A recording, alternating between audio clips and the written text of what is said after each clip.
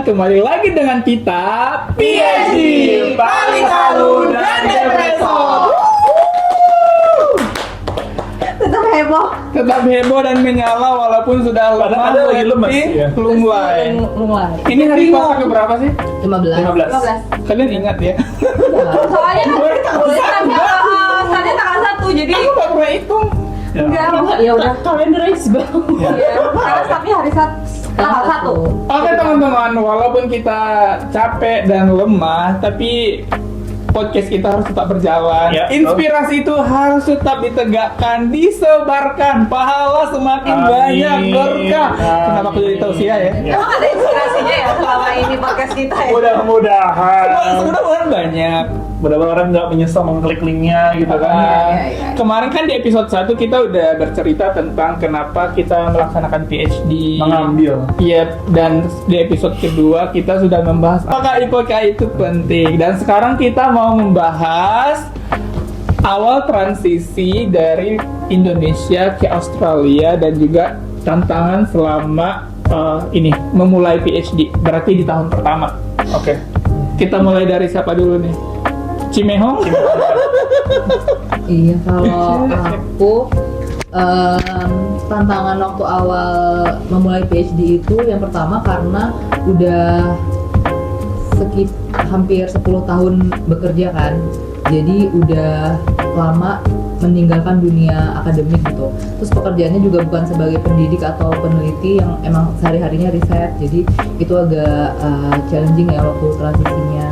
Terus waktu itu karena terakhir kali ada di lab itu udah 10 tahun yang lalu, jadi kan kayak teknologinya juga udah jauh lebih canggih yang sekarang. Terus juga memang karena pada dasarnya universitas ini mungkin lebih well equipped gitu ya daripada tempat kuliah yang dulu, jadi alat-alatnya itu lebih canggih gitu. Jadi agak sedikit gagap lah dulu waktu memulai. Sedikit atau banyak? Itu mau lu. Jangan samakan dengan yang alhamdulillah Fast track IT loh, fast track IT loh. Jangan samakan. Tapi ya itulah memang tantangannya kalau ini ya, kalau kuliah di world class university. Jadi malu. Ada world class university Gunadarma. Oh iya. Oh, MC Nyebutnya Cuma bilang tagline-nya kan gitu. Iya benar. Terus ini sih kayak kalau dulu waktu S1 S2 itu menurutku kurang, walaupun nulis skripsi sama tesis ya, tapi gaya menulisnya itu bahasa Indonesia itu beda sama bahasa Inggris. Jadi sebagai contoh yang sederhana, bahasa Inggris itu dia menurutku lebih to the point gitu. Jadi inti paragrafnya itu dia taruh di depan, kalimat-kalimat selanjutnya itu adalah kalimat pendukung atau kalimat penjelas. Tapi kalau orang Indonesia kan mungkin terbiasa isi paragrafnya itu tersirat di seluruh paragraf gitu kan. Nah itu sempat dibilang sama sama pembimbingku kalau cara menulisnya itu terlalu bertele-tele gitu. Jadi disuruh untuk latihan nulis yang lebih concise atau lebih ringkas. Terus apa lagi ya tantangannya? Kalau misalnya di kehidupan sehari-hari nggak terlalu challenging sih, karena di sini komunitas Indonesianya kan cukup bagus, cukup solid gitu ya. Terus secara iklim juga nggak terlalu challenging karena relatif mirip lah sama di Indonesia. Di sini juga cenderung tropis kan, jadi nggak terlalu kesulitan gitu beradaptasi sama musim dingin. Selanjutnya, Tapi gimana cara Mbak coping with the challenges gitu? Gimana cara menghadapi tantangan itu tadi? waktu awal-awal tuh aku rajin ikut pelatihan-pelatihan dari Student Hub. Jadi kalau di UP itu ada kayak website yang isinya informasi tentang training dan workshop yang bisa diakses sama student gitu. Nah, jadi aku sering ikut training dari Student Hub itu, terutama training-training yang berkaitan sama menulis sih, karena aku sadar banget kalau kemampuan menulisku itu masih jauh di bawah yang diharapkan gitu ya. Terus adaptasi lainnya selain soal akademik, soal bahasa. Nah ini ya, walaupun waktu di episode 2 kan udah dibilang Kebetulan bagus iya, nilainya. Ayonya cetar. Nah tapi ternyata pada saat kita udah sampai di sini tuh seperti tidak ada artinya itu ya. Apa itu ayamnya? Karena orang sini tuh kalau di kampus sih mungkin karena mereka udah terbiasa bergaul sama komunitas internasional ya. Jadi bahasa Inggrisnya itu Lebih menurut dipahami. aku lebih mudah dipahami karena logatnya nggak terlalu kental, terus ngomongnya itu dia pelan-pelan.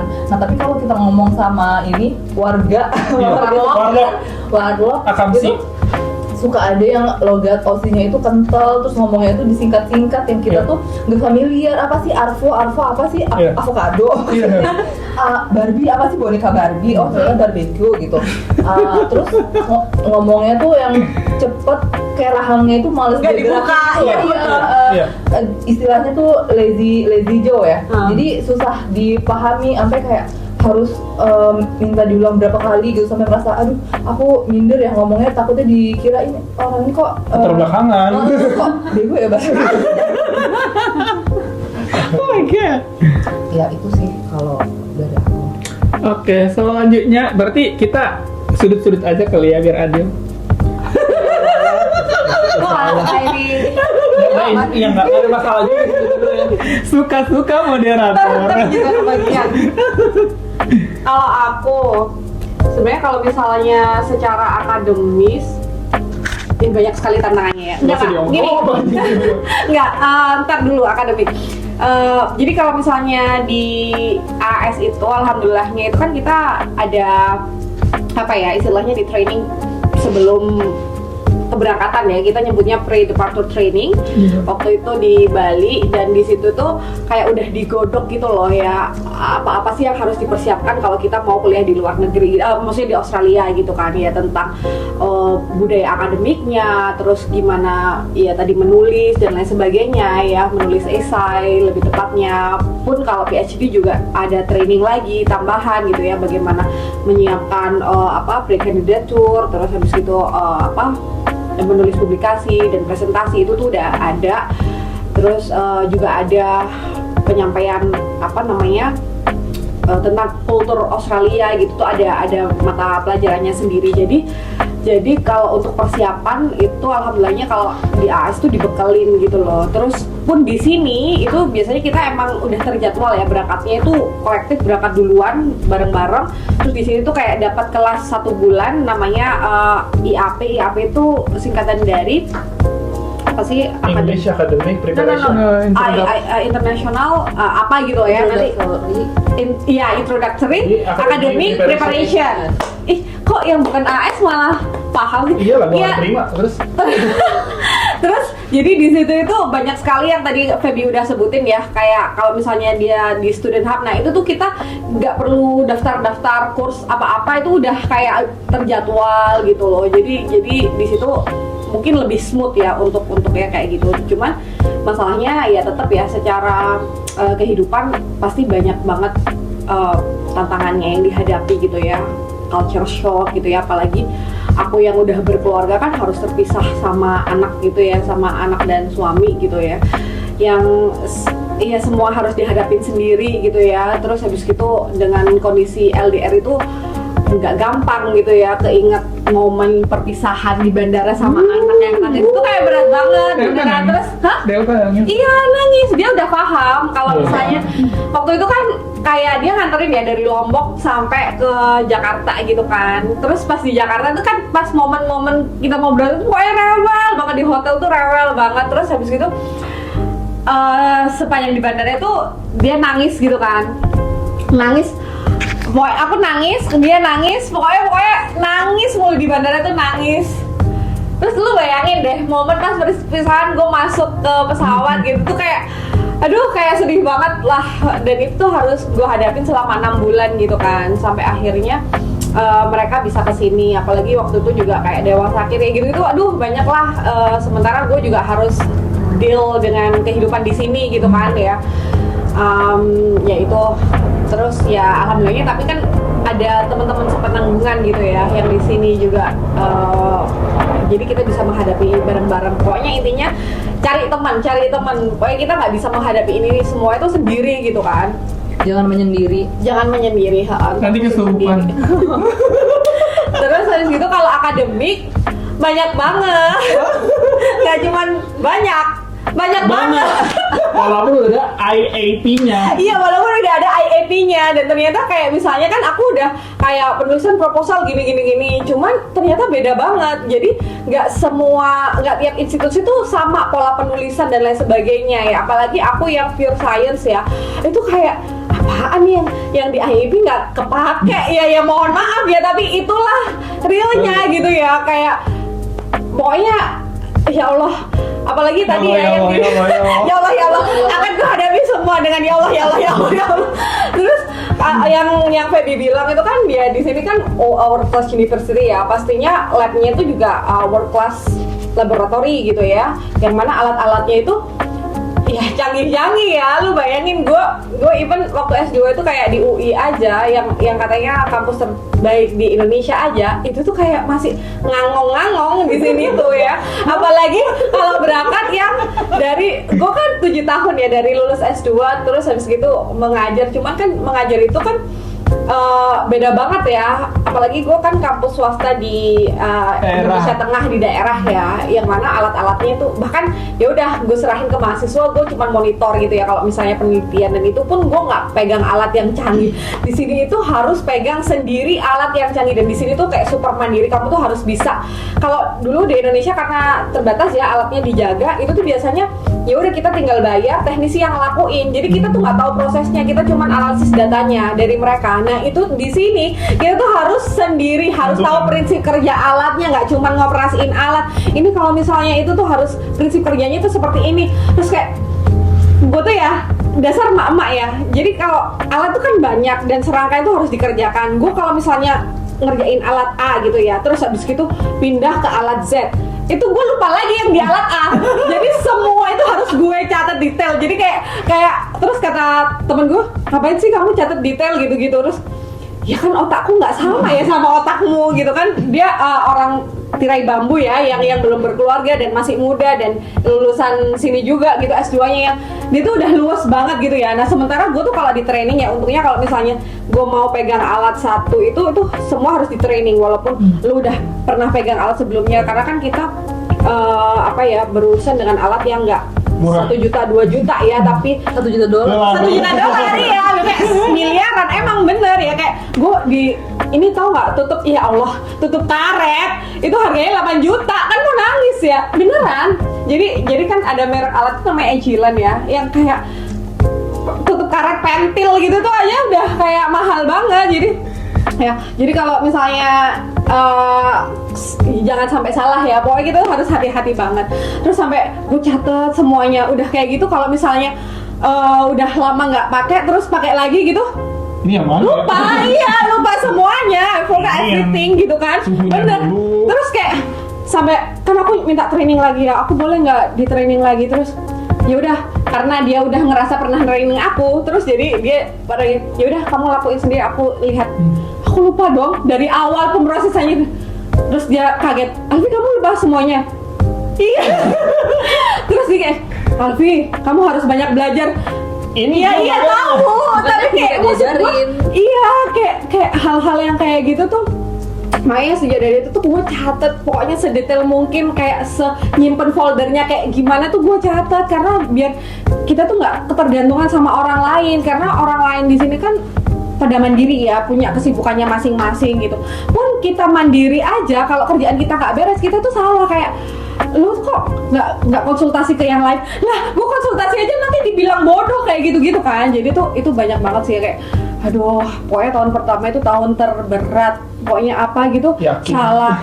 Emang terberat. Emang terberat. Ini apa? Ya kesini positifnya nggak lebih berat. Pokoknya. Ya pokoknya nangis mulu karena gitu ya, karena kita banyak belajar, banyak kebingungan, tapi juga banyak dimarahin, jadinya kayak nangis. Ya mungkin kalau teman-teman yang nggak yang dari sosial yang nggak lab itu mungkin nggak mengalaminya ya. Kayak masa sih orang di sini kan well-being memprioritaskan well-being, apa mental health issue dan lalala, pasti nggak marah-marah. Cuman kalau lu udah berurusan dengan alat yang harganya miliaran tuh nggak mungkin nggak marah. Kayak kalau lu salah dikit gitu tuh kamu mah gitu-gitu ya. Jadi tuh kayak apa itu mental health? Nggak ada di kamus orang-orang labnya itu yang. Tapi alhamdulillahnya maksudnya kita tuh jadi tahu kayak, jadi gue tuh kayak sekarang ngerasa ih ya Allah, publikasi S2 gue nggak banget ya. Iya. Nah Iya kan? itu juga termasuk apa culture shocknya ya. Iya, ternyata emang kualitasnya tuh beneran di sini tuh beneran ditempa banget. Tapi once kita tuh beneran level up loh, beneran sedes. Gue pengen belajar, gue tuh haus belajar, tapi nggak pengen mengalami hal-hal yang tidak menyenangkan. Tapi yang namanya belajar tuh kan gitu ya. Apa kalau kata lagi gue tuh kayak ketika lo belajar, lo itu kayak bakalan punya kesempatan untuk selalu salah gitu ya. Namanya belajar. Kalau lo udah nggak belajar ya berarti lo nggak ada salahnya gitu kan. Gitu sih, itu sih. Nambahin sedikit yang soal tulisan tadi, menurut aku karena di sini mereka tuh menekankan sama critical thinking ya. Jadi tesisnya bachelor aja menurut aku analisisnya udah lumayan dalam loh. Maksudnya bukan cuman kalau di Indonesia mungkin kayak membuktikan sesuatu gitu kan. Kalau di sini tuh emang udah analisisnya tuh bener-bener dipakai.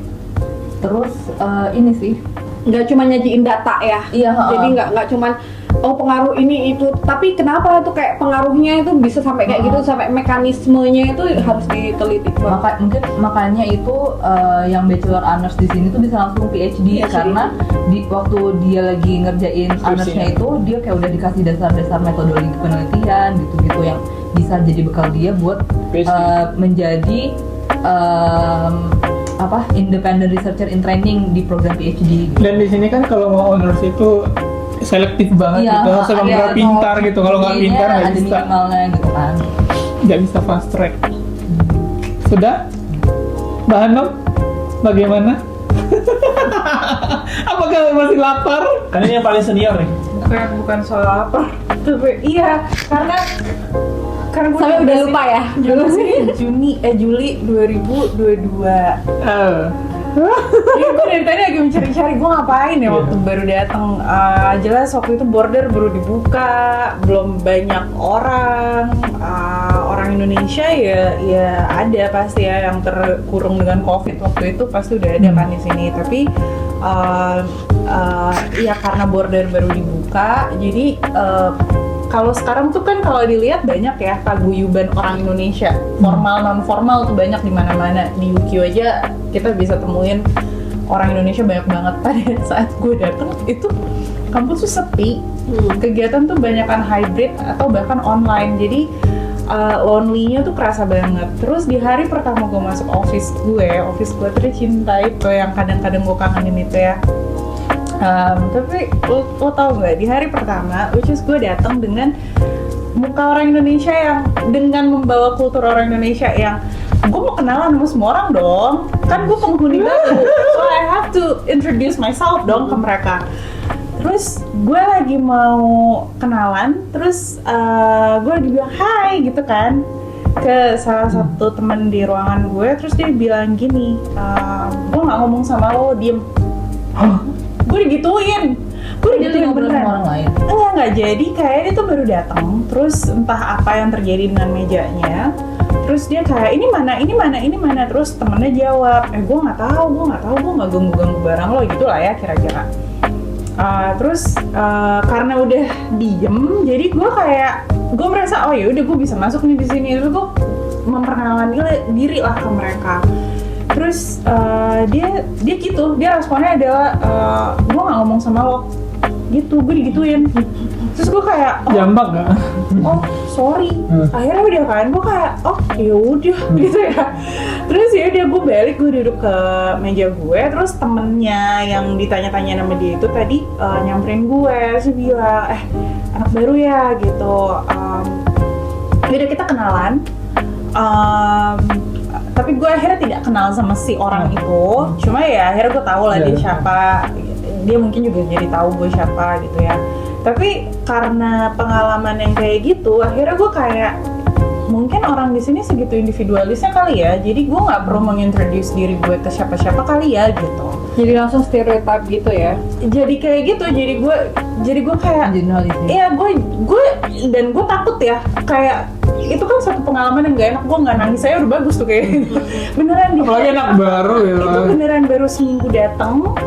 Terus gue tuh bukan yang kayak hari ini datang besok gue langsung dapat meja, enggak. Jadi gue seminggu datang, terus minggu itu ada orientasi online, ada apa online, LO school gue tuh agak aktif lah, nyuruh gue ini itu. Nah dalam seminggu gue kerjain dulu itu semua, baru kayak itu di hari Jumat deh, bahkan belum seminggu berarti. Kalau gue datangnya hari Selasa atau Rabu, itu hari Jumat lah ya kali gue datang, karena gue inget tuh mau sholat Jumat. Pagi-pagi gue datang, terus gue ngecek meja gue. Terus gue disambutnya kayak gitu, jadi gue kayak oh yaudah deh, gue kalau nggak diajak kenalan gue diem aja kali ya gitu. Walaupun akhirnya gue kenalan sama sebelah gue yang nggak selesai juga PhD-nya, terus belakang gue yang ya kalian tahu kan, yang belakang gue itu terus dan kami jadi temen sampai sekarang gitu. Terus sama anak-anak yang duduk di row belakang gue lagi itu. Dan kalau dibanding sama sekarang kan office gue udah yang mereka itu kan pada lulus, jadi gue udah sisaan tahun lama nih sebenarnya kalau gue gitu. Jadi di awal kalau secara akademik mungkin nggak terlalu jadi masalah gitu ya, karena gue dosen. Udah lama banget kan dosen. Iya. Nggak banget kali. Disebut banget ya dong. Jadi dosen dari 2013 Pak. Udah lama banget. Kayak udah 20 tahun.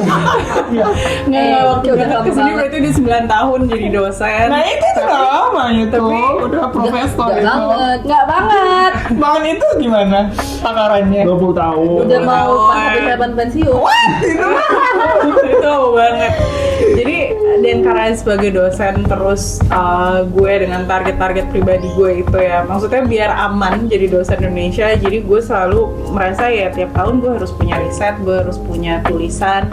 Jadi bagian yang dua itu kayak udah terbiasa. Justru ketika di sini jadi lebih happy.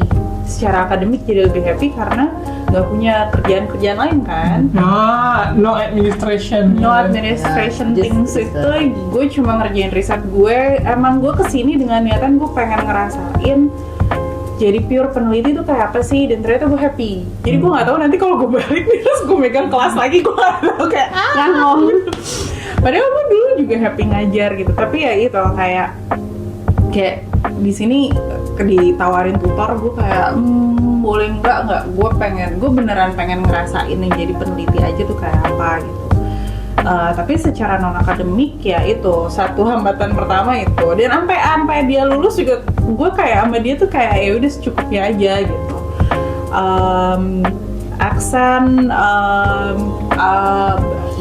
Aksen sih nggak terlalu, tapi orang sini tuh banyak punya singkatan kan. Iya.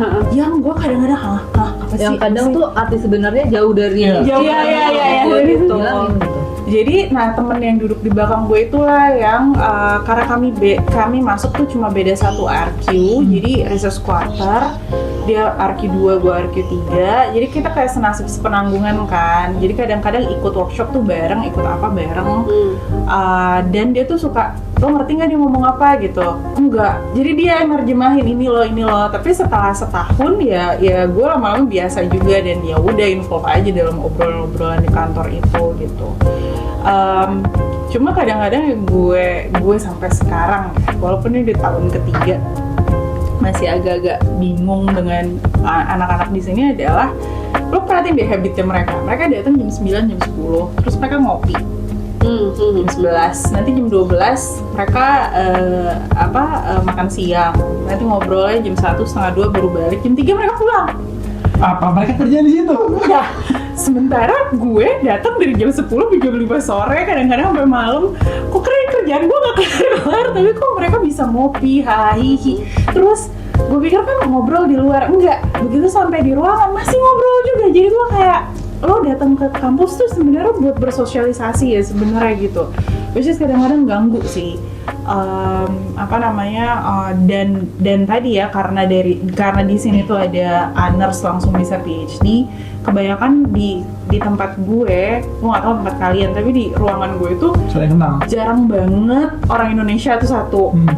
Orang Indonesia ruangan gue tuh cuma gue kayaknya. Satu building mungkin cuma ya psikologi yang Indonesia kan banyak kan Bukan di building itu. bukan di building itu gitu kan. Jadi di building itu mungkin yang gue deteksi cuma gue sendiri orang Indonesia. Terus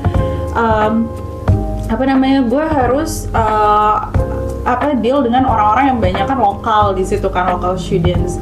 Nah, walaupun mereka honors biasanya nggak langsung ambil sih, jadi belum tentu saling kenal, tapi mereka basisnya psikologi di sini tuh kerjanya sebenarnya di lab, ngerjain eksperimen. Nah, kebanyakan di ruangan gue itu satu lab.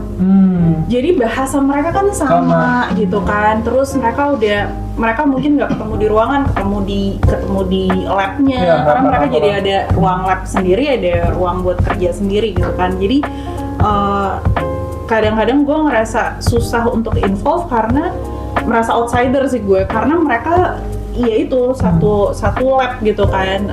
Sementara kan gue tidak ada lab, gue beneran survei lapangan aja gitu kan.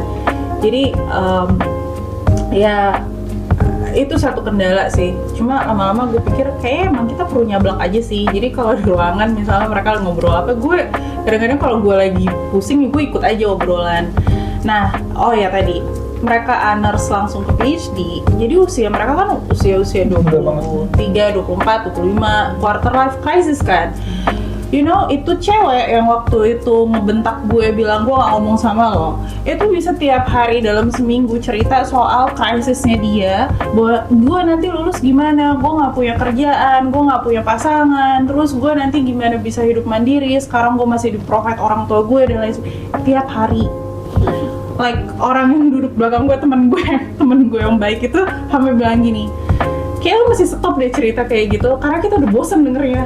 Ya dan gue kayak, anjay itu kalau gue yang ngomong kayaknya gue dimusnahkan dari ruangan itu gitu. Tapi terus ketika dia ngomong gitu, terus gue ketawa, gue gak bisa nahan ketawa gue beneran. Gue tahu sih itu gak sopan, tapi gue ketawa kan. Terus sebelah gue juga ketawa kayak, ya kita dengerin ini tiap hari ya gitu. Terus sampai temen gue bilang gini, mendingan lo percaya deh bahwa ya udah ada invisible hand yang akan bantu, ada Tuhan gitu kan. Temen gue belakang kan LGBT ya, mereka dia percaya Tuhan. Terus si cewek ini bilang gini, tapi gue gak percaya Tuhan. Gue ya sebagai orang tua bintang mereka, gue bilang, gue kayak terus akhirnya gue lelah banget dengernya. Terus temen gue itu bilang gini, ya udah deh lo percayanya apa gitu.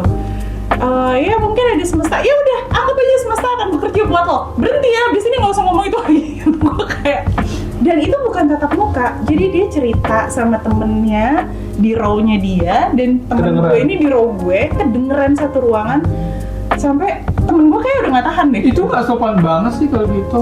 You know, it can be happen, it could be happen every day in my office. Kayaknya kalau aku itu berantem deh aku itu. Iya, kalau aku mau jablak gitu. tapi itu terjadi. Makanya gue mikir kayak, apakah ini ya mungkin gue suka cerita sama Alfi kan dulu. Terus Alfi bilang, tapi di office gue kayak nggak ada yang kayak gitu. Gue cerita sama teman-teman yang lain juga. Jadi gue mikir mungkin karena gue dari School of Psychology, kita promote mental health, jadi pembicaraan kayak gitu kayak Semua emotion gitu. itu harus di-acknowledge. Iya. Tapi kayaknya dia seorang mahasiswa psikologi, tapi dia yang butuh psikolog. Iya nggak sih? Iya. Oke. Bener kan? Itu perlu konseling. Dia. Iya, jadi ya udah itu part dari setahun pertama gue adaptasi dengan situasi yang kayak gitu. Tapi ya alhamdulillah sih kalau dibilang ganggu nggak untuk akademik, nggak sih so far kayaknya ya udah. Dan gue bisa membicarakan itu dengan supervisor gue. Jadi gue melapor ke mereka bahwa gue punya situasi kayak gini. Ternyata buat gue pikir adaptasi 3 bulan cukup, itu udah 6 bulan lewat gue masih cranky ya, kesel ya denger kayak gitu. Terus profesor gue gini, kamu mau pindah ruangan, tapi masih dengan budaya Indonesia, kayak kalau gue pindah ruangan nanti orang mikirnya apa gitu. Jadi gue kayak yaudah deh gue tahan aja. Terus supervisor gue tuh sampai sangat praktikal sarannya. Lu invest duit lo, nggak apa-apa mahal tapi lo beli tuh noise cancelling itu, terus udah lo pakai aja itu gitu. Sampai akhirnya gue beli headphone dan lain sebagainya. Ya udah, itu sebetulnya tools yang gue beli bukan buat nyenengin diri gue sendiri, tapi untuk memprotek diri gue supaya bisa mengerjakan kerjaan gue gitu. Kayak gitu-gitu sih paling ya yang gue tambahkan. Kalau aku beli headphone biar nggak diajak orang ngobrol, karena sekali orang membuka pembicaraan aku nggak bisa berhenti. Jadi aku beli itu, kalau aku udah pasang itu jangan ganggu aku. Gue pasang itu tiap hari kok sekarang. Kalau aku beli headphone ini biar nggak mendengar progres orang lain. Kadang gitu kan, kadang kayak Ya, kalau benar, di benar. lab itu Benar. kayak ketika orang lain berprogres terus habis gitu kita stuck gitu. Ya Allah, kenapa sih? Jadi gue kayak bikin mending dengerin headset gitu ya, dan menolak hal-hal itu dari luar karena gue akan semakin depresi, semakin ya itu. Jadi nggak Makin produktif. depresos ya. Kalau sekarang gue pakai headset juga gara-gara ada temen gue di ruangan tuh yang pakai mechanical keyboard itu. Ya Allah, kalau lagi Yang lagi keyboard warrior, capek ya. para keyboard warrior. Iya, kalau lagi Kayak capek berantem sama keyboardnya. dan kayak sekarang nih gue lagi Dua Cimehong. yang lagi gitu. Walaupun gue pengen gue lempar sih. Dia mungkin ini typingnya agak Cimehong, kayak kelempar kaleng gitu. Nggak usah dia typing kenceng-kenceng, itu udah bunyi tok Iya. gitu kan. Jadi ya ampun. Alright, Pal gimana Pal? Gua kalau misalkan dari aspek kehidupan dulu itu menurut gue yang cukup menantang adalah nyari akomodasi. Jadi di Brisbane itu Australia, mungkin terutama Brisbane ya, we are having a serious housing crisis, like a very serious housing crisis. Itu nggak cuman international students, orang lokal pun mengamini itu gitu, bahwa susah banget nyari akomodasi.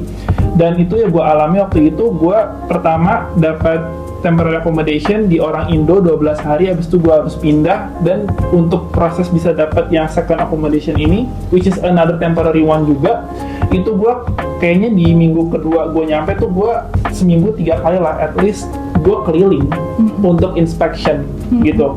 Ada satu tempat yang itu kayaknya inspection mungkin 20-an orang gitu, jadi separah itu. Dan terus alhamdulillah dapat, walaupun juga cuma sementara, bodo amat daripada gue nggak ketemu tinggal di mana, akhirnya gue pindah. Dan di tempat kedua ini gue cuma sebulan kalau nggak salah. Dan sebenarnya gue udah mikir sih, worst case scenario itu adalah gue tinggal di office gue gitu. Kalau misalkan nggak dapat akomodasi, serius karena ya daripada gue bingung, jadi gue taruh barang-barang gue yang emang bukan di use itu, gue nitip misalkan ke tempat yang first accommodation gue, karena orang Indo kan ada garasi, boleh gue nitip aja. Gue rencana gue gitu, udah gue tinggal di office, bodo amat gitu. Alhamdulillah itu nggak kejadian, jadi gue dapat permanen, gue udah bayar. Nah di sini Istana lo itu. belum. Oh, belum. Jadi di sini di Australia itu untuk lu dapat tempat aja lu perlu berjuang. Beda sama kos-kosan di Indo. Lu di Indo ketemu ibu kos, bayar, udah selesai. Di sini tuh lu harus ngajuin ke agentnya. Jadi Iya, di Indo tuh urusan 1 hari. iya selesai, that's it gitu. Kalau di sini Di sini 3 bulan belum tentu. banyak mayoritas yang mempunyai tempat yang untuk disewakan itu mereka malas ngurus sendiri, jadi mereka punya agent. Jadi kayak agent property gitu deh. Nah kita ke agent property ini ngurus segala macam. Dan salah satu di beberapa akomodasi itu mereka mensyaratkan dokumen-dokumen tertentu untuk mengizinkan kita bisa nyewa tempat itu. Jadi kayak misalnya selain visa, kalau lu punya driving license itu bisa jadi another document. Heboh lah, gue nggak tahu tuh. Itu apa namanya, statement dari bank kalau misalnya uang lo itu secure gitu loh. Betul. Terus bahkan ada yang ini menurut gue doesn't make any sense at all menurut gue, karena mereka minta pengalaman kita di akomodasi sebelum di Australia. Bajigur, gue datang. Datang, iya itu. Lu berpikir gimana gue provide itu? Nah, ada beberapa akomodasi yang mensyaratkan diri, kata gue apaan sih gitu, kayak aneh banget. Dan waktu itu alhamdulillah pokoknya gue bisa lah dapat tempat ini. Jadi gue ada tuh. Nah kita juga harus bayar bond, istilahnya bond tuh kayak uang jaga-jaga lah kalau lo ngerusak kosannya gitu. Either lo ngebakar kasurnya kayak apa, whatever it is gitu. Pokoknya lo Dia ada kalau ngebakar lewat teleponnya deh. uang jarang. uang panjel lah. Jadi uang bond tuh biasanya 2-4 kali weekly rent 4 ya. kali Iya uang kan? mingguan. Kita bayar Iya. kita bayar rent tuh weekly. Mingguan, iya gitu. Bukan Jadi bulanan. bulanan. Beda sama Jadi di Indo. ada 1 bulan yang bisa 5 kali. Iya, bakal bayar. Karena punya 5 minggu. Heeh. Gitu. Jadi ketika mencari kosan juga pertimbangannya ya bedanya cuma $50 loh. Tapi itu weekly bos gitu kan. Per bulan 200 gitu. Bedanya $50 per minggu lebih murah itu make sense. Iya, Bisa kita itu pertimbangkan. waduh, gitu. Jadi gitu. Pokoknya untuk akomodasi kayak gitu, jadi gue udah bayar tuh sampai uang bondnya. Nah sebelum gue tempatin, pas gue kayak itu 3 hari 4 hari sebelum gue tempatin tuh, ada teman gue ngasih tahu, Eva, ada nih kamar kosong di Istana London. London Chateau. Ini merupakan Tolong nanti di zoom ya waktu gue beli gitu. Kepalanya gede enggak? Iya, kepalanya digedein. Kan Istana London tuh kayak apa? Iya, tolong disisipin ya. Disisipkan ya waktu banjir ya. jadi Nanti ini tolong ditambahin ini foto London House yang student accommodation pelang itu. Oh iya, betul Biar betul. ya. Jadi gue menyebutnya London Chateau. Itu menurut gue sudah accommodation terelit se-Brisbane. Jadi itu ada temen gue bilang, Val ada nih kamar kosong mau coba lihat. Ya udah gue lihat, keren banget. Ini yang gue cari. Elit tadi udah keren, mahal lagi kan, gila kan. Ya udah akhirnya gue dapat kamar itu. Jadi gue cancel yang tadi gue udah mau dapat itu kan. Dan gue bilang boleh nggak pak, gue cancel, gue belum datang toh, gue nggak perlu bayar apa kan. Iya Val, tapi ada biaya admin. Ya Allah, biaya adminnya 1 juta lebih kalau di rupiahin ya. 100 something atau 120 apa tuh. Ya udah bodo amat lah daripada gue ini. Udah akhirnya gue kasih lah itu ke temen gue juga yang mau lagi nyari tempat. Akhirnya gue pindah lah ke London Chateau. Itu bagian kehidupan sehari-hari. Dan ya karena tadi sisanya sama seperti yang lain sampaikan bahwa komunitas Indonya solid banget. Dan makin sini tuh untuk mungkin ini udah transisi ke akademik. Di tempat gua kan gue School of Education ya, di gedung gua jadi tuh cuman ada 2 ruangan untuk HDR student, lantai 5 sama lantai 6. Jadi satu ruangan tuh isi 30-an orang. Nah itu waktu gua pertama kali datang Januari 2023, cuman gua orang Indo di situ. Wow. Sisanya tuh banyak Chinese, ada orang Afrika, tapi cuma 2-3 orang lah, orang bule aja, tapi banyak Chinese student waktu itu. Sekarang tuh berarti Maret 2025 itu lantai di ruangan gua aja itu ada kayak 5 atau 6 orang Indo. Di lantai atas pun masa 5-6 orang Indo juga. Jadi kayak kok jadi orang Indo semua isinya gitu. Jadi pokoknya Oke, tidak ada perkembangan orang Indo di building gue. nah iya kalau di gua tuh banyak. Gua kaget. Noe, enggak maksudnya di Psychology. Nah, jadi nggak apa kalau di gue tuh makin banyak orang Indonya. Ya udah untuk itu dan atmosfer di ruang, makanya itu jangankan tiap fakultas atau tiap institusi, tiap ruangan itu mungkin bisa beda ya. Jadi kalau misalnya di ruangan gue tuh bener-bener hening, ya nggak sehening itu juga. Cuman jarang tuh orang yang ngobrol kayak lu ceritain sampai kedengaran seruangan tuh jarang. Bahkan kalau gue misalkan ada Zoom pun, itu sebelah gue tuh suka negur, Val lu bisa nyari ruangan nggak gitu, karena ini mengganggu gue nih gitu. Oke, gitu. Jadi terutama kalau Zoom yang guanya ngomong gitu ya. Kalau Zoom gue sebagai pendengar sih dia nggak terlalu komplain, tapi pokoknya kayak gitu. Dan ya interaksi tuh ada interaksi, bukannya sepikir-kerik banget, tapi nggak seheboh seperti yang Hanung ceritain. Dan itu kalau misalkan ya di situasi di ruangan gue, jadi gue kayak nggak merasa ada isu. Mungkin tahun pertama isunya adalah pressure dari teman-teman sekalian gue. Nah, karena mungkin Chinese student tuh cukup ambisius, gue nggak tahu itu iya atau enggak. Jadi ketika gue lagi nonton itu atau baca komik, ya Allah kok temen gue ngerjain report Kenapa semua. lo terpikir baca komik sih di office? Ya kan, Kan udah bikin bintang ada ya. referensinya apa. Jadi gue nonton tenis kayak atau gue baca komik kan bisa kayak Olahraga masih bikin sehat. Wah, enggak. Bahkan kayak buka chat GPT aja gue nggak berani kayak kalau misalnya buka, gue langsung tutup lagi kayak lu pakai chat GPT kayak. Wah, Gue sih sekarang gue tampang Iya. ChatGPT, orang gue lagi ngerjain analisis kayak Iya. ChatGPT ngomong apa gue Ya, kerjain. gue takut kayak maksudnya mereka mungkin nggak, ya mungkin mereka juga ada yang pakai ya, Iya. cuman kayak nggak Ada mereka sebegitunya Oh. di Tapi mereka udah bukan level chat GPT lagi, tapi pakai DeepSeek. iya. Iya. Nggak boleh kan DeepSeek di Nggak tempat bisa kita. pakai Nggak pakai bisa, QWF di nggak UQ bisa. nggak bisa, Iya. kan terlarang. Jadi ya mungkin bukan deep seek lagi, tapi underneath seek kayaknya. Underground. Underground seek. Ada Lanjut. Jadi kalau misalnya di gue tuh pokoknya teman-teman gue, waduh, ada ambis-ambis semua lah. Jadi gue ngerasa kayak akhirnya gue terpengaruh, makanya gue kalau mau ngerjain, gue memaksakan diri gue untuk ke kampus agar gue terpancing untuk ambis. So kalau di kosan udah gak ada harapan. Itu dari Padahal kosannya dia nggak nyaman. Oh, satu yang berbeda adalah gue tahun pertama kan penuh dengan pertanyaan, kampus gak ya hari ini? Ya, Itu keren. ya, gue tiap hari ngampus karena biar gue ada kerja. Terus kalau dari untuk adaptasi dia akademiknya itu sendiri, gue ngerasa ya gue setuju bahwa IELTS itu tidak mencerminkan kemampuan gue untuk bisa communicate either in writing or in verbal, in ya apa oral gitu ya dengan orang-orang sini, karena kayak gitu. Sampai gue tuh dulu tuh bener gue ngomong, gue kayak menghafalkan dan gue praktis kalau misalkan ada orang ngomong morning Val, how are you? Gue jawab apa ya? Karena gak terbiasa di culture kita gitu. Basa-basi busuk. Iya, ini gue kayak gue sampai Val jawabnya gini Val gitu, gue sampai kayak gitu. Tapi lo merasa pas pulang jadi gitu gak sih? Pas balik ke Nggak, Indo, gua nggak. gue jadi lebih chit-chat gitu. Apa kabar? Gitu. Enggak. Aduh, Aku biasa aja. Ya tapi misalnya itu gue gak terbiasa pas di sini, kayak itu sesuatu yang kayaknya semacam semi kewajiban bagi mereka. Jadi mereka ketemu tuh pasti kayak gitu ke gue. Terus gue kayak kan awalnya gue kayak ya tapi lama gue kebiasa itu. Terus untuk bagian akademiknya itu sendiri, gue ngerasa jadi ini mungkin pesan juga untuk teman-teman yang mau lanjut PhD, kalau supervisor atau pembimbing lu itu tidak proaktif, nggak nyaranin lu untuk ngapa-ngapain, cuma ngasih lemparin buku lah, lemparin artikel gitu-gitu doang, tolong minta untuk ikut kelas sebisa mungkin research methodology, mungkin terutama social science ya.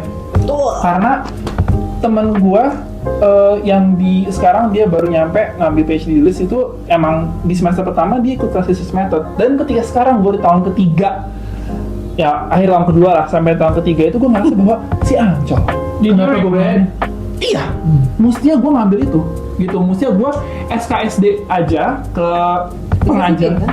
Kenapa? Bisa sit in kan? Nah itu mestinya kan dulu gue, aduh boleh nggak ya, enak kayak gitu kan, nggak perlu, mestinya nggak perlu guys. Jadi mestinya tuh gue SKSD aja langsung email itu ke course coordinator yang research method, boleh nggak gue sit in?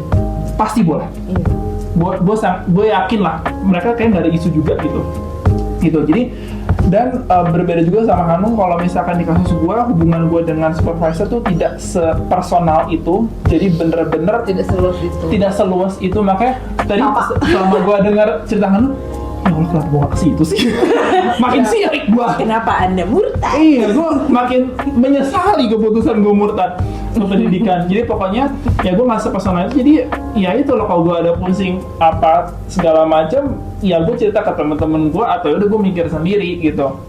Dan terkait dengan penelitian sendiri pun gue ngerasa kayak si Ancol kenapa ya gue nggak minta aja dia untuk ikut kelas research method itu. Pokoknya itu sih menurut gue, kalau emang nggak ada programnya minta aja gitu, karena terutama di social science tuh sepenting itu sih menurut gue gitu. Iya, jadi di sini tuh budayanya kalau lo nggak ngomong, mereka tuh nggak bakal tahu kalau lo butuh. Iya, gitu. Jadi lo tuh harus komunikasi. ngomong. Itu sayang banget sih. Jadi orientasi tuh menurut gue di sini kurang. Orientasi di sini tuh menurut gue kurang. Orientasi di sini tuh gitu-gitu doang. Apa sih kita? Research integrity iya tahu, jangan plagiarisme segala macam.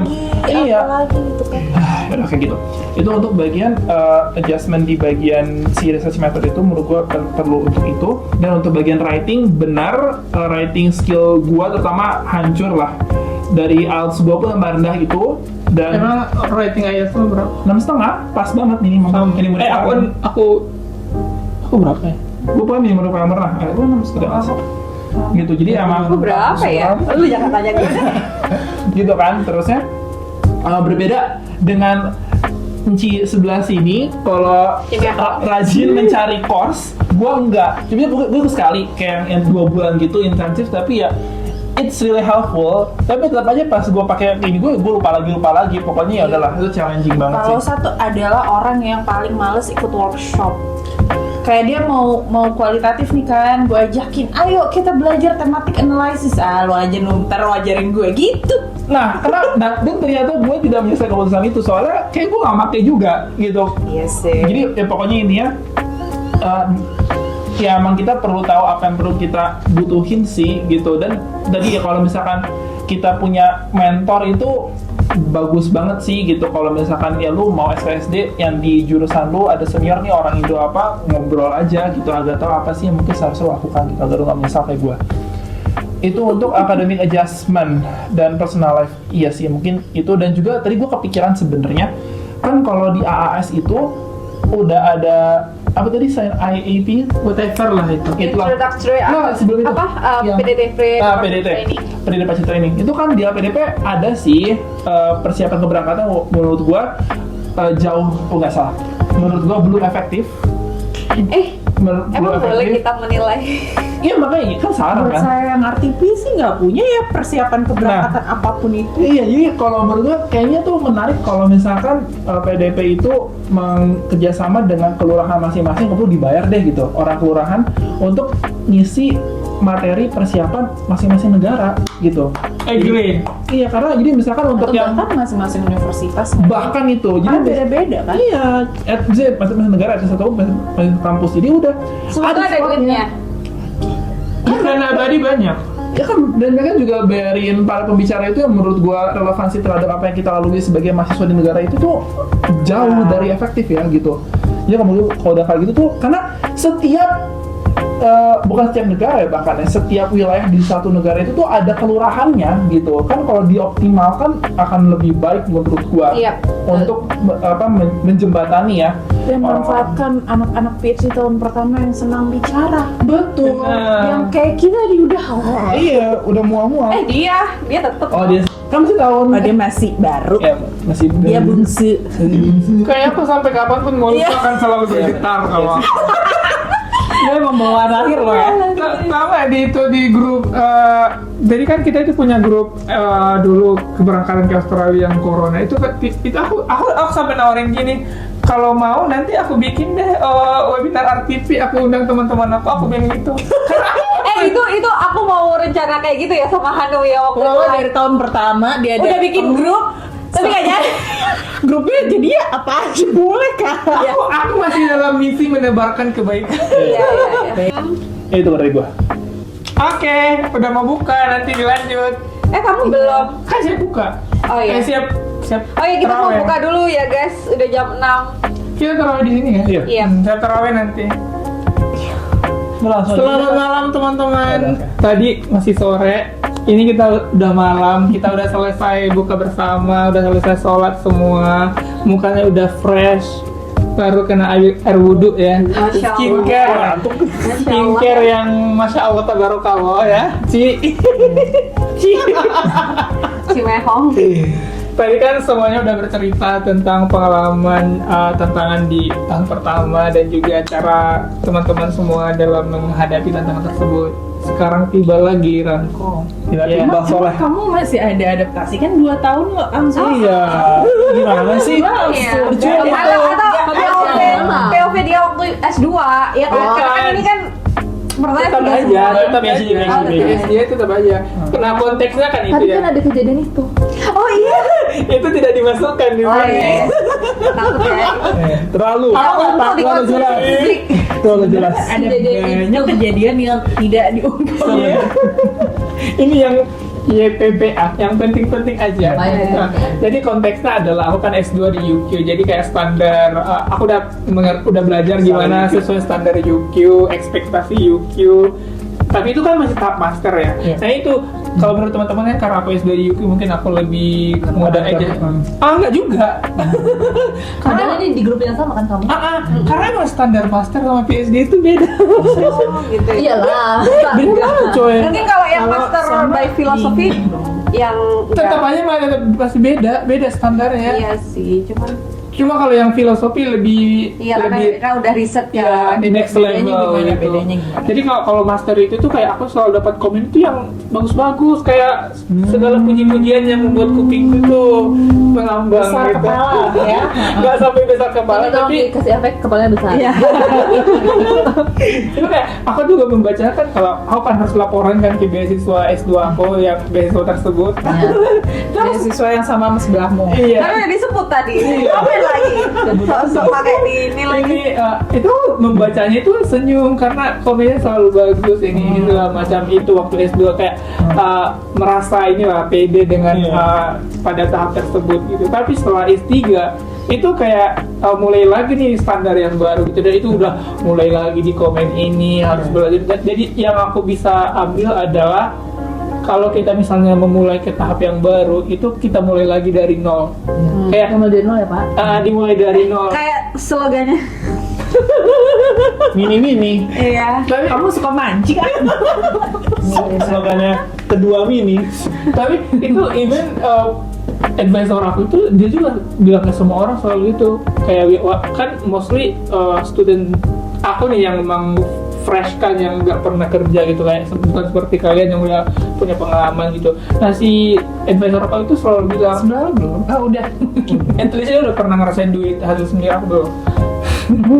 Nah dia tuh selalu bilang kayak dia kan banyak ini PhD studennya itu yang udah 15 tahun jadi researcher di negara mana gitu. Semua setelah di situ sebenarnya selalu bilang walaupun kamu memiliki pengalaman sebanyak setahun itu, kita mulai lagi ya dari awal, pasti gitu kan. Kayak semua itu emang harus dimulai dari kehamblean Dengan rookie mindset ya. dengan karena pasti biarpun pengalamannya banyak, beda tempat itu pasti beda standar dan beda prinsip. Dan itu bahkan aku aja yang UQS 2 ke S3-nya itu tetap aku harus adjustment gitu, kayak dari standar penulisan kah, dari critical thinking lah yang selalu kalian bilang. Karena setiap aku nulis itu yang selalu menurut aku di komen itu adalah Iqbal please more critical thinking. Aduh apalagi yang harus critical thinking, aku udah handsome thinking. Aku nggak di sini. Iya.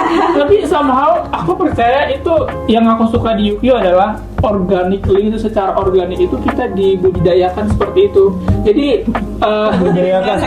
Ini kenapa jadi ternak udang sini? itu Iya. kayak aku ngerasa benar-benar Mandiri. diajarin kayak Kak ini, dan aku pun harus dengan rendah hati dan dengan besar hati menerima kritikan itu dan belajar dari kesalahan itu gitu. Jadi kayak even untuk definisi aja tuh aku 3 bulan coy, karena tiap minggu semua ada yang kurang. Aku juga nih, tapi emang yang PhD itu tuh kita nggak bisa mencari jawaban suatu hal itu dalam sekejap mata gitu. Itu aku sosial loh gitu, belum lagi yang kalian yang teknikal gitu. Kayak aku definisi itu 3 bulan. Karena tiap minggu itu aku tiap minggu meeting kan. Itu minggu tiap ada aja revisinya, harus ini compare, kontras, terus mana similarity-nya, mana ininya, what can you get dari overall-nya apa gitu. Dan dari situ tuh kontribusi kita ke penelitian kita itu dari situ kalau di sosial Mbak. Jadi kayak di sosial kan kita nggak mencampur-campur ini ya unsur-unsur hara. Bener campur-campur bakteri gitu. Nah kita tuh salah satu novelty dari kita itu adalah kayak kita tuh identify yang udah ada itu gitu. Terus kita nanti come up with our own idea gitu. Karena kan kita nggak bisa bikin pendapat sendiri kan. Kita nggak bisa bikin ngomong sesuka hati kita gitu, harus selalu ini kayak Ada evidence. apa yang previous tadi itu ngomongnya gimana gitu. Itu istilahnya tuh apa ya? Sitting on the shoulder of giants. Jadi kita tuh berusaha membuat kebaruan tapi berdasarkan penelitian yang udah pernah dibikin orang sebelumnya. Seperti itu. Dan pun kan kalau misalnya dalam akademik sih, aku struggle-nya itu sama di writing juga. Aku sebenarnya struggling di writing mostly, tapi aku lebih senang itu improve speaking aku. Kan Anda emang ngomong Karena aku kan ember kan, jadi kayak aku tahu kekuranganku di writing, tapi aku tuh lebih fokus improve di speaking aku. Nggak tahu kenapa, intinya kalau udah ngomong udah aku senang banget gitu, karena emang passion itu kali ya. Tapi aku juga working on my writing gitu, tapi kalau di speaking itu menurut aku lebih mulai improve karena aku tiap hari tuh nonton podcast. Makanya tuh mulut aku tuh jabir. Ada aja vocabulary yang keluar karena aku tiap hari tuh nonton podcast. Jadi dengerin saat nonton. ditonton dan dengerin Oh, sambil makan kah, sebelum tidur kah, bangun Bakso tidur. tadi. Sambil bikin bakso lah. Iya, sambil aku bikin bakso sama tahu itu aku dengar podcast. Dan somehow untuk teman-teman yang di rumah menurut aku ya, aku kan S2 dan S3 di sini gitu. Tapi aku merasa bahasa Inggris aku itu belum cukup. Kayak aku masih selalu kadang mikir ini ngomong apa, masih tersendat-sendat gitu. Dan itu somehow menurutku that's the beauty of learning, itu kayak nggak pernah berhenti karena ini kan bukan bahasa asli kita ya. Jadi kayak kita tuh sampai kapan pun akan terus belajar gitu. Bahkan ke profesor-profesor yang di conferences yang aku datang itu, kalau aku tanya mereka gitu, mereka juga bilang I'm still learning gitu. Padahal mereka udah diva. Mereka tuh udah diva. Udah maha guru lah. Tapi mereka tuh selalu bilang I'm still learning, dan mereka tuh selalu bilang you remind me of myself years ago. Aku juga dulu nervous segala macam itu karena aku kan, biarpun aku bilang aku suka ngomong, tapi aku tetap masih nervous coy. Tapi uniknya itu adalah kayak di awal PhD aku itu kayak aku mulainya dari atas gunung terus drop. Jadi kayak aku Kayak reality check. kayak reality, aku kan kayak Oktober 2023 kan. Jadi aku itu langsung bikin abstrak untuk conferences itu aku cuma butuh kayak 3 hari, 1 harian, pokoknya 2 hari atau 3 hari gitu. Dan itu selesai dan aku submit dan diterima. Itu kan kayak Nah di sini besarin lagi kepala lo ya. Iya. lebih kayak itu sama sekali enggak. Aku lebih kayak terkejut aja gitu, terkejut dan heran. Tapi itu dibantu sama advisor aku kan, jadi kayak itu mostly ya karena dibantu advisor aku lah gitu. Dan waktu ke konferensi itu yang best itu. yang Best first speaker. itu kan nggak disangka-sangka. lalu itu yang Nah, makanya aku bilang aku itu mulainya langsung dari atas, habis itu drop. Yang waktu aku yang sampai kalian ngasih aku makan itu kan, itu karena paper aku yang ditolak berkali-kali gitu tuh. Dan Kali itu berapa kali? 7 kali itu aku sampai down banget. Salaman dulu pak. Itu jadi kayak, dan waktu aku cerita ke orang, terus ada yang bilang, aku nggak perlu bilang orang, terus beliau bilang gini ke aku, kamu aja yang alumni di sini ditolak berkali-kali, berarti saya yang bukan alumni sini, berarti saya tidak perlu berkecil hati katanya. Jadi kayak kegagalan itu memberikan semangat untuk si beliau. Tapi aku senang dan itu yang teman-teman harus pikirkan dan terapkan adalah, karena kita ditolak bukan berarti kita jelek banget atau gimana, tapi mungkin aja ada faktor-faktor lain kan yang Emang judul aja. yang tidak sesuai sama jurnalnya gitu. Jadi dari situ aku belajar banget untuk menerima dan mengikhlaskan gitu, dan itu aku sampai ke psikolog itu. Karena intinya masalah itu adalah masalah yang ditolak art itu, jurnal itu, tapi aku ada, kan aku harus banyak kegiatan yang lain kan, dan itu kan aku mengambil mata kuliah juga yang aku harus jadi bukan sit in, jadi kayak aku ikut ujian, aku ikut ini, ada deadline segala macam. Jadi kayak, dan juga kegiatan-kegiatan lain itu semua itu dalam 1 bulan yang sama, akhirnya itu aku collapse. Wow. Tapi aku selalu bilang ke advisor aku gini, ini tuh akan selalu kuingat seumur hidupku momen ini, karena ini akan membuat aku selalu rendah hati dan bersyukur. Kalaupun misalnya suatu saat aku jadi orang sukses gitu, ini yang akan selalu membuat aku humble gitu, karena yang dari awal aku yang base udah naik grafik semua. Aku, kalau kalian lihat di self development activities di confirmation dokumen aku itu tuh banyak banget kegiatan aku selama setahun. First year aku itu udah gila, aku aja nggak nyangka aku ternyata melakukan sebanyak itu gitu. Tapi ternyata it cost me my mental health gitu, gara-gara yang tadi itu yang ditolak berkali-kali itu, ternyata aku tidak sekuat itu juga gitu ya.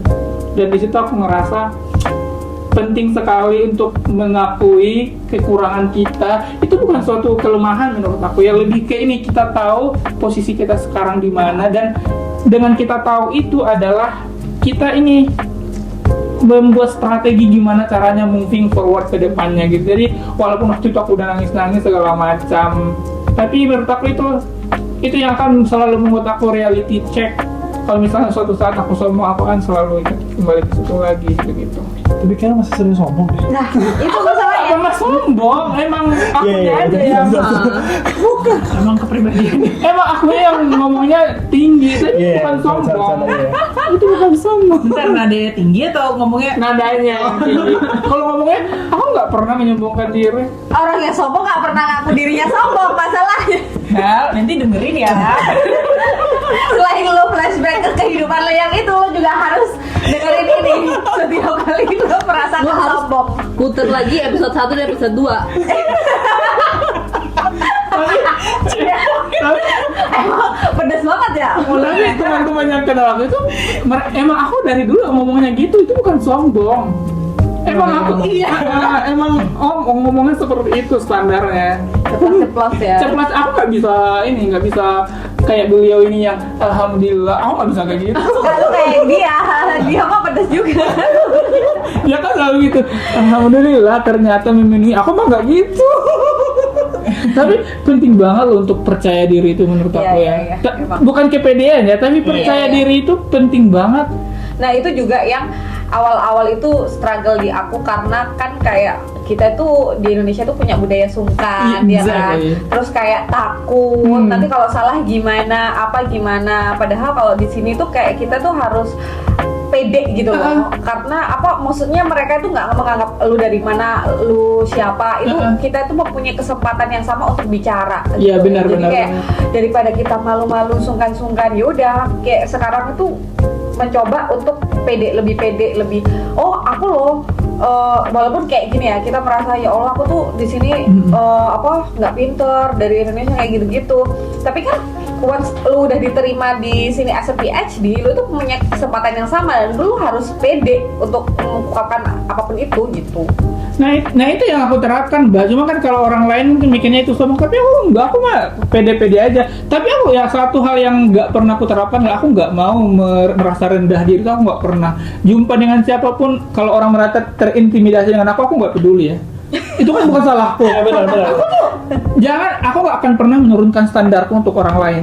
Jadi kayak aku tuh jablas. Jadi nah itu karena kalau kita nggak menghargai diri sendiri, kita nggak percaya diri dengan kemampuan kita, gimana orang lain percaya sama percaya kita? kita. Bayangkan aku research assistant beberapa proyek kan, Mbak. Terus aku nggak tutor beberapa mata kuliah. Kalau aku misalnya gini-gini, aku gini-gini, dipecat aku langsung. Kita itu kan harus ini bukan sombong, tapi lebih ke percaya diri, firm. Jadi kayak kita tuh jangan menye-menye gitu. Orang Indonesia kebanyakan menye-menye, padahal pintar-pintar tapi Iya, menye-menye. betul. Akhirnya apa, dikalahkan oleh orang-orang dari negara lain yang biasa-biasa aja tapi Pede. jablak. Pede. Jangan kayak gitu. Kayak siapa? Iya kan, karena mereka pede kan, mereka punya posisi. Padahal kan kitanya aja yang malu-malu gitu. Betul. Terus contohnya aja Mbak, misal dulu itu kalau misalnya ada acara research kayak conference segala macam, simposium itu aku biasanya tuh kalau masuk tuh aku selalu pojok, takut. Kalau setelah aku pulang dari conference itu, yang setelah aku pulang itu, datang ke ruangan, aku langsung ke tengah, aku salam profesornya, aku perkenalkan diri. Tapi aku tetap khusus aku salam, halo saya dari UQ.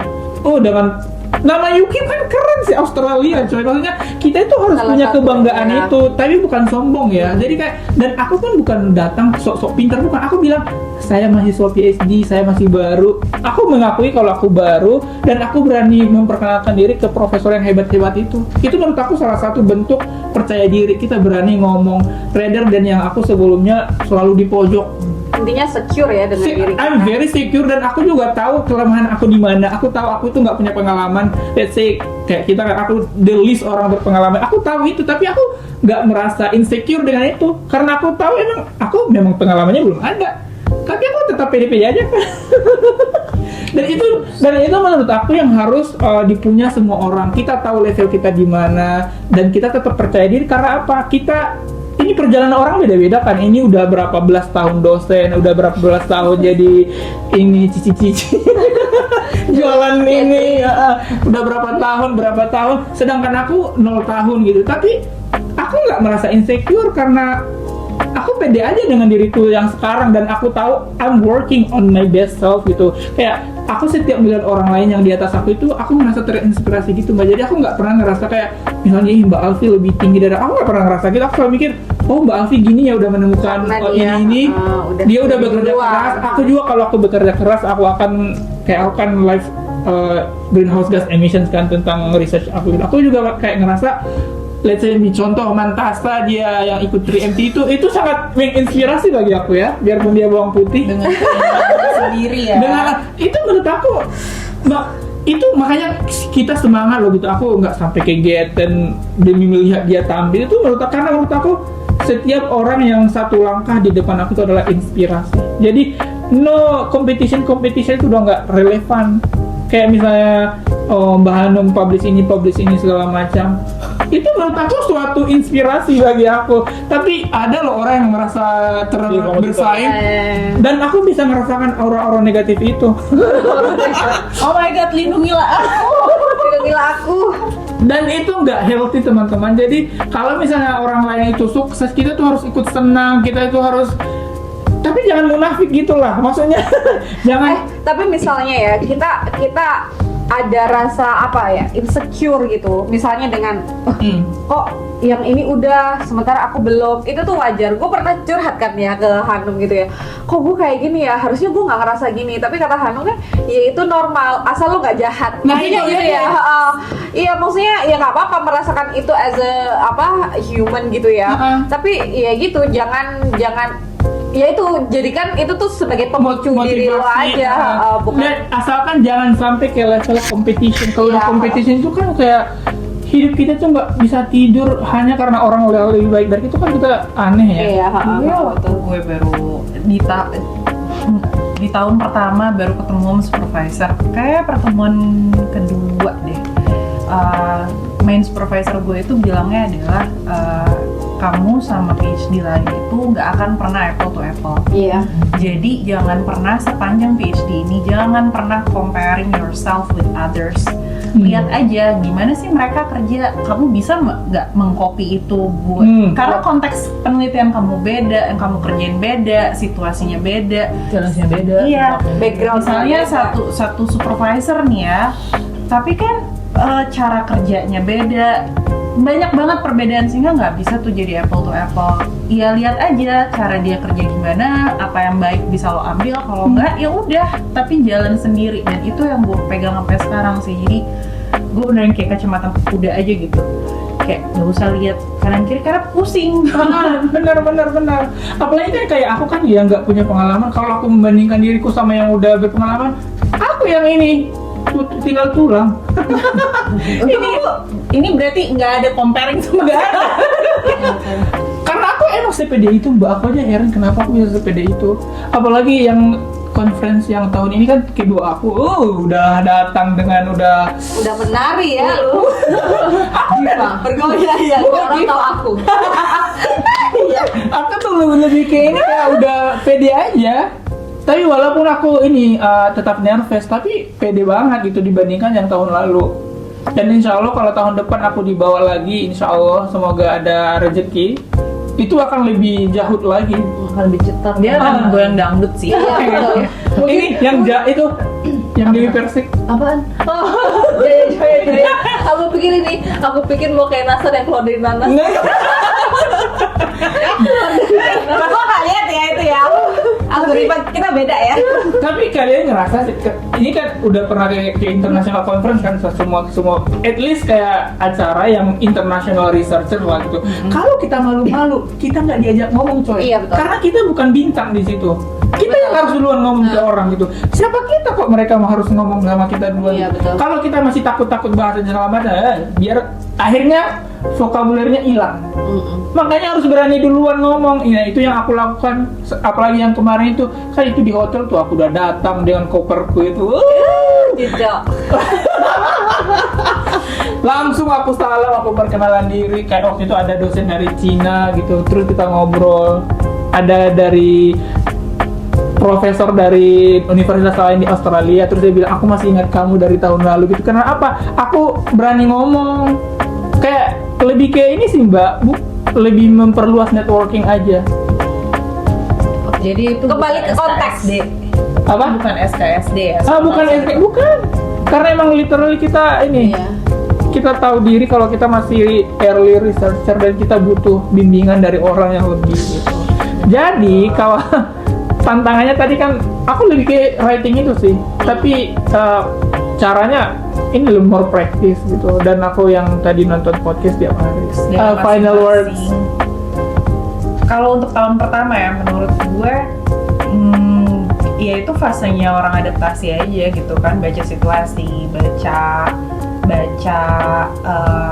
kemampuan diri kita sampai mana, itu juga penting tuh, tahu kita sampai mana mampunya kita. Di gue tiba-tiba dibentak sama orang, terus gue kayak bukan ciut sih, tapi lebih ke ya Allah udah nyampe sini nih masih ada yang kayak gini-gini gitu kan. Jadi akhirnya memutuskan untuk mundur lah, udahlah biarin aja kalau ada orang kayak gitu ya, tetap besoknya tetap masuk ke kantor kerja kayak biasa. Dia mau ngamuk di kantor juga bodo amat, nggak usah nggak usah mundur. Intinya kita beradaptasi dengan situasi, jadi tahu ada hal-hal jelek yang terjadi sama kita sih. Kalau gue waktu itu jadi mikir kayak gue ternyata orangnya kayak gini ya, jadi kalau besok-besok kayak gini lagi, karena kan kita nggak bisa tahu ya kapan kita ketemu orang kayak gitu, kalau kayak gini lagi gue harus gimana dan sebagainya. Kalau sekarang, jadi sekarang di tahun ketiga ini kayak lebih santai menghadapi segala badai itu, badai sosial ya, kehidupan sosial ya, Bukan badai akademik ya. badai akademik gue tiba-tiba jadi kayak cyclone kemarin. Itu kalau gue. Ini Cici. Kalau aku intinya asalkan kita mau membuka diri untuk nyari bantuan ya, sebenarnya bantuan untuk membantu kita melewati semua tahapan adaptasi itu insya Allah ada terus. Ayo. Kalau misalkan dari gue, ya kalau ini mungkin hal yang gue juga masih belum lakukan adalah mencari kayak mentor itu sih, terutama kalau misalnya tahun pertama ya tanya orang yang emang beneran udah lama, kalau bisa di jurusan yang sama ya, kayak apa sih yang perlu gue lakukan gitu. Karena nggak bisa, kalau kasus gue terutama nggak bisa bergantung ke supervisor. Kita percaya aja lah supervisor ngarahin, tidak. Tidak semua supervisor itu kasusnya Valosa. karena nggak semua supervisor itu orangnya hands on dan sistematis. Iya gitu, jadi ada aja yang serabutan asal-asal gitu ya. Kalau menurut gue nggak Usah bisa- curhat. Iya, nggak bisa kita menggantungkan ke sana. Pokoknya ya berusaha semaksimal mungkin lah untuk mencari seseorang yang bisa kita tanyakan gitu, apa sih yang perlu gue lakukan as a first year PhD student gitu. Mak Delta. Kalau gue yang merangkum kehidupan sosial dan akademik ya, kalau misalnya pasti sih di tahun pertama, kalau tadi kamu mulai dari nol itu ya gue mengamini itu, karena kan kita memulai hidup baru ya, banyak banget yang harus kita lakuin di awal-awal gitu ya. Kita struggle-nya setengah mati gitu ya, apalagi gue yang memboyong keluarga. Kalau misalnya Pal itu berapa bulan Pal lu mendapatkan rumah Pal? 1,5 bulan. 1,5 bulan, gue 5 bulan ya teman-teman, karena gue harus menemukan unit 2 kamar gitu kan. Kalau misalnya yang sendiri tuh biasanya lebih gampang karena bisa share room ya, tapi kalau misalnya unit gini tuh lebih lama lagi ya. Terus habis itu gue harus masukin anak sekolah, terus harus ngurus visa keluarga dan lain sebagainya itu. Sementara gue juga harus menghadapi struggling dengan PhD gitu tuh. Itu tuh stressful banget sebenarnya. Cuman balik lagi, ini tuh kan kesibukan atau kestresan yang gue inginkan dari dulu ya. Maksudnya gue sampai berusaha segitu kerasnya untuk mendapatkan kesempatan ini ya, untuk bersekolah di luar negeri, dan nggak semua orang mendapatkan ini. Dan once gue mendapatkan ya gue bersyukur, walaupun pada perjalanannya memang di awal-awal nggak mudah, cuman kebermanfaatan itu pasti banyak yang gue dapetin ya. Misalnya kayak sekarang anak gue bisa sekolah, itu tuh salah satu yang mesti gue syukuri ya. Kadang gue mikir ya, walaupun kehidupan sekolah gue huru-hara gitu ya, at least anak gue nggak huru-hara gitu ya. Anak gue tetap happy sekolah. Terus dari situ ya alhamdulillahnya suami gue juga bisa kerja di sini kayak gitu-gitu. Itu tuh hal-hal, dan kayak once gue mikir ya kehidupan sulit, tapi gue tuh nggak ada pilihan untuk balik lagi. Gue nggak ada pilihan untuk menyerah gitu ya. Kalau misalnya menyerah kan harus balikin segitu banyak ya. Jadi mau nggak mau ya harus tetap dijalanin dengan berdoa itu pasti kayak nguatin, kayak gue tuh kayak gue nggak lebih bagus secara ibadah di sini ya, karena banyak banget yang dilakuin, tapi gue tuh kayak lebih dekat dengan Allah kayaknya, karena gue tuh hampir setiap hari tuh kayak berdoa, ya Allah selamatkan hidup aku hari ini, at least besok kayak gitu ya, karena kita nggak tahu ya, kejutan-kejutan di awal tahun tuh ada aja darderdornya ya nggak sih, ada aja gebrakannya yang gini sepanjang tahun. nah gitu ya, apalagi yang udah tahun ketiga ya sih, cuman ya gitu, biar dijaga, biar tetap waras, biar selalu dilindungi Allah ya gitu sih intinya tuh. Ini tuh udah pilihan kita, dan setiap kesulitan yang kita hadapi itu pasti ada lesson learn-nya lah ya, dan kita nggak mungkin bisa balik lagi ke, ya nggak bisa mengakhiri sampai kita finish untuk lulus gitu ya. Jadi tetap jalani aja, bersikap bodoh amat gitu ya, yang penting kita persisten aja sampai ya nanti kita lulus, karena persisten is always win gitu. Aku yang terakhir, kalau yang aku ya harus itu yang aku bilang tadi, semua dimulai lagi dari nol, karena kita di tempat yang baru, apalagi kalau kita kuliah di luar negeri gitu, kita kan pasti akan menghadapi standar-standar baru dan ekspektasi dari kampus yang kita tuju. And it's always good to be humble, jadi meng-acknowledge apa kelemahan kita, dan kita menyadari kekurangan kita, dan kita juga working on it, gimana caranya mengimprove diri setiap hari gitu. Dan itu bukan suatu kelemahan kalau kita mengakui di mana sisi-sisi yang perlu kita improve. Dan I would always say, kita itu sebagai PhD harus selalu open to changes, karena ada aja mungkin hal-hal sepele tapi kita belum tahu gitu selama perjalanan research kita, dan it's the beauty of learning, karena kita emang mencari sesuatu yang baru gitu, dan itu bukan suatu kelemahan kalau misalnya kita tiap hari merasa tercengang gitu, apalagi nih yang aku belum tahu gitu. Dan pokoknya lebih selalu open minded aja dan keep going. Itu sih dari aku. Gimana teman-teman? Ya udah. Sudah? Ya. Oke. Sampai jumpa di episode berikutnya. Selamat Ada pulang manfaatnya dari ya, Bandung. teman-teman. Oh iya, mohon maaf lahir Jaga batin. terang banget tahu gue pulang. Ini kita belum cerita kita venue-nya ini di mana ya? 1, 2, 3 ceritanya. Oh, Jadi kita ini tuh emergency shooting, harusnya kita tuh shooting di MP Theater UQ yang bagus itu.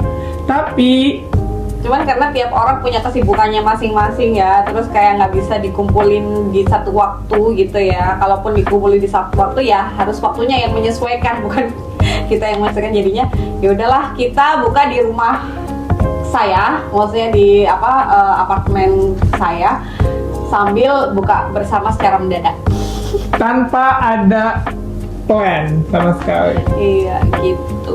Udah gitu. So this is from Delta's house. From Durhan Atrium. Durham Atrium. Bye bye semua. Alhamdulillah. Alhamdulillah.